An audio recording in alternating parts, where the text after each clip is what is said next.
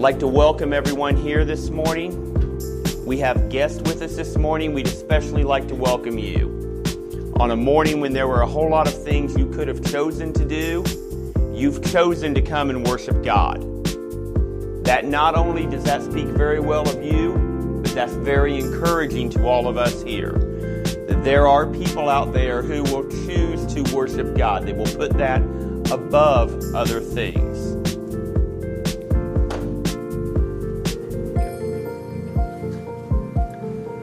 This morning I'd like to talk a little bit about what do we do when life gets hard. Now, before we do this, I do want to make one disclaimer. As I'm sure pretty much all of you in here know, if you don't, I'm not a medical doctor. I don't have a degree.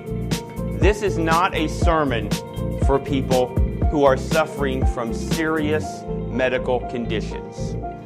If you're here this morning and you are suffering, if you are suffering from clinical depression, from things such as that, this is not meant to be a sermon to tell you that you should quit going to the doctor. You should quit seeing whoever you are. In fact, if you are suffering from that, I would encourage you to do that. This is a sermon about the everyday kind of downs. The kind of days we have when we have really bad days. Maybe when we have really bad days that sometimes string out into a really bad week. I'm guessing most of us in here, if not all of us, have had those at times. That's what I want to talk about today. Those days when it feels like you can't do anything right, when nothing is going right, when you've messed up everything and you don't know what to do. My question is, does the Bible tell us anything about that? Can the Bible help us with those types of days? I believe it can. I believe it can because I believe we see that played out in the Bible. In the book of 1 Kings, chapter 19, we see Elijah. Now, Elijah had a problem. And Elijah's problem was actually what Victor just read for us in the scripture reading.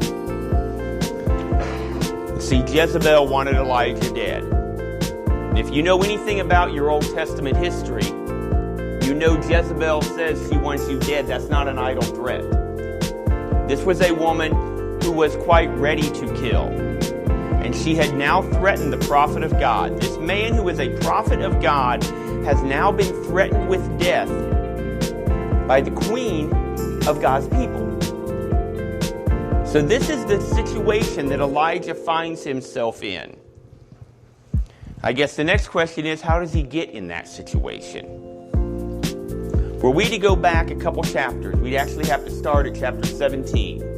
Chapter 17 and 18. We see that Elijah has a very confrontational relationship with Ahab, who would be Jezebel's husband, the king.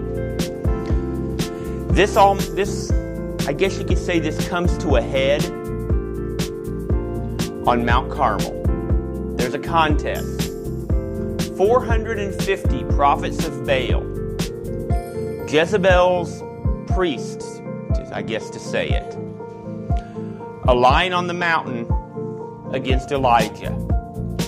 There is a contest. Altars are made. The priests of Baal scream and cry and pray to their God. They cut themselves. Nothing happens. Elijah builds an altar. He prays to the Lord.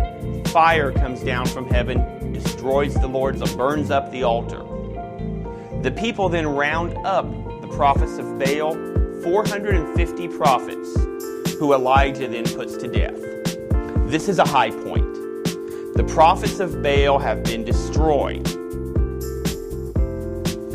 And then we get to chapter 19.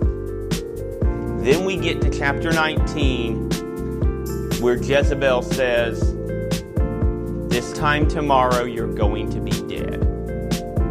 And we see how Elijah reacts. In verse 3, he was scared. Now this is this makes sense to us. As I said, being threatened by Jezebel is not an idle threat. Elijah was scared. But Elijah wasn't just scared. If we go down to verse 4, it actually says But he himself went a day's journey into the wilderness, and came and sat down under a broom tree.